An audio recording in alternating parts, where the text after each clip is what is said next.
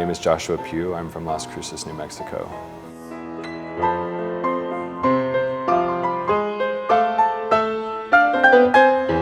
When I graduated from university, I went to Southern Methodist University in Dallas. And when I left, I felt very strongly that I was and should be a classical ballet dancer. And so I took a job dancing with Universal Ballet in South Korea.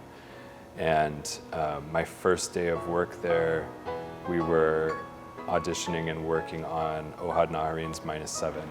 And so my first day of work as a classical ballet dancer was dancing for a very contemporary choreographer, and it completely shifted my mind about a lot of things, how I imagined myself as an artist, how I imagined myself as a dancer. It reminded me of the pleasure that I had forgotten comes from movement and from dancing, and so that really shifted my sensibility.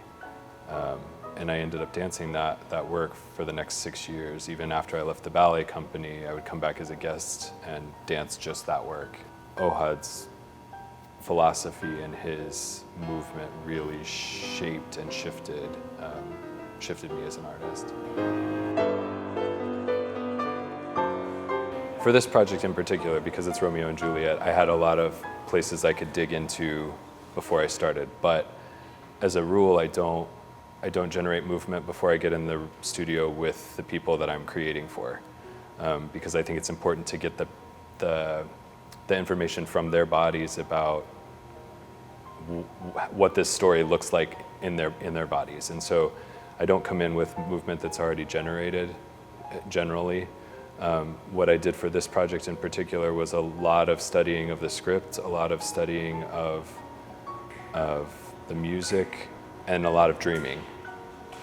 And then, once I got here, deciding what to hold on to and what to let go of, so that all of us, the artists involved in this particular project, can make something unique and alive and explosive and all of those things. There are things that people can do in language that we can't do with the body, and there are things that we can do with our body, stories we can tell that don't come through in language. And so the great thing is, since Shakespeare is so poetic and dance is such a poetic form, they're similar in a lot of ways. But there are certainly parts of the play that have to go out the window because this is a ballet. It's not there aren't people to stand on stage and tell you who they are, or tell you what they're doing. They have to show you. So that's been a bit of a challenge, but exciting. That's where the really interesting things happen, is where you have to solve those kind of problems. When it erupts from the inside out for Romeo and Juliet, there's a real shift, and then everything rushes to the end, which is tragic, but somehow this story still matters to everybody, even though it ends poorly. The thing we remember about Romeo and Juliet is the romance.